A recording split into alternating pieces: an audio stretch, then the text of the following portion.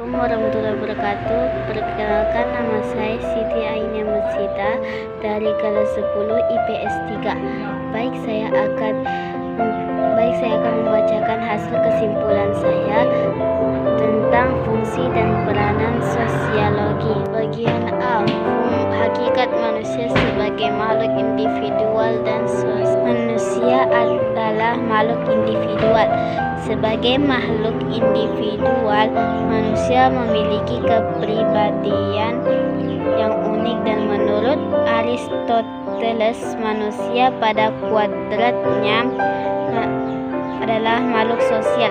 Demikian halnya bahwa sesungguhnya manusia tidak akan dapat hidup sendiri tanpa kehadiran orang lain di sisinya. Bagian B, gejala sosial yang terjadi di lingkungan masyarakat.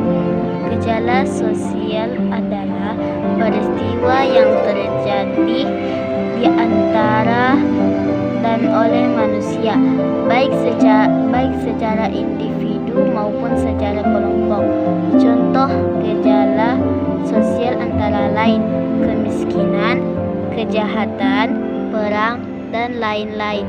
Bentuk-bentuk gejala sosial menurut Guglielmo terbagi menjadi dua, yaitu gejala sosial yang menentukan dan gejala sosial yang ditentukan. Gejala sosial yang menentukan merupakan bentuk gejala sosial yang mengkondisikan keberadaan, sedangkan gejala sosial yang ditentukan adalah bentuk gejala sosial yang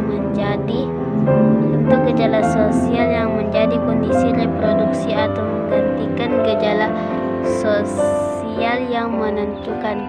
Gejala sosial menurut Pritim A. Sorokin sebagai berikut. Yang pertama, gejala sosial religius. Yang kedua, gejala sosial ekonomi. Yang ketiga, gejala sosial politik. Dan keempat, gejala sosial hukum. Berdasarkan tingkatannya menurut Norman Balake sebagai berikut. Yang pertama, gejala sosial mikro. Yang kedua, gejala sosial meso. Dan yang ketiga, gejala sosial makro. C. Fungsi dan peranan sosiologi dalam mengkaji gejala sosial dalam masyarakat. Gejala sosial pertama kali digunakan oleh Auguste Comte pada tahun 1796 sampai 1859. Comte menyatakan bahwa sosial adalah ilmu tentang gejala sosial yang tunduk pada hukum alam dan tidak berubah-ubah.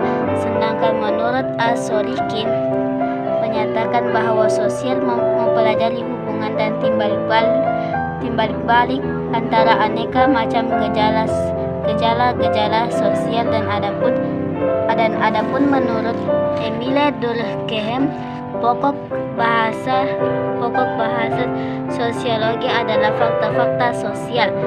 Fakta-fakta sosial adalah pola-pola sistem yang mempengaruhi cara manusia bertindak. Ciri-ciri sosiologi sebagai ilmu pengetahuan ada 4. Yang pertama, sosiologi bersifat empiris.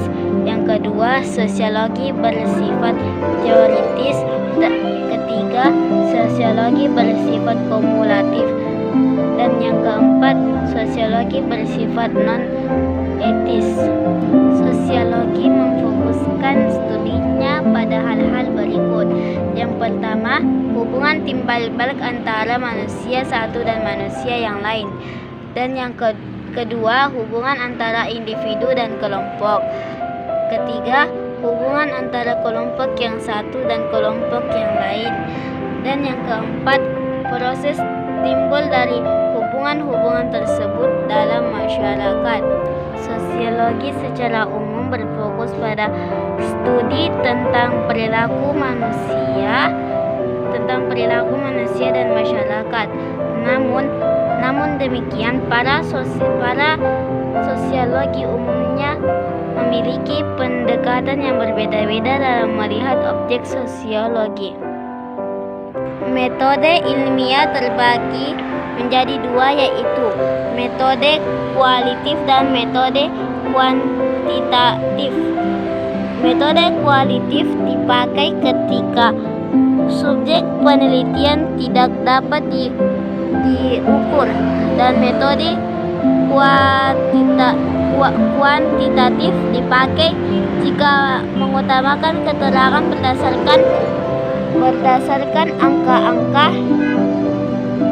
berdasarkan angka-angka atau gejala yang diukur dengan skala, indeks, tabel, atau uji sintetik. Peranan dan fungsi sosiologi ada dua, yaitu untuk pembangunan dan untuk penelitian. Sekian dari saya, kurang lebihnya mohon dimaafkan. Wassalamualaikum warahmatullahi wabarakatuh.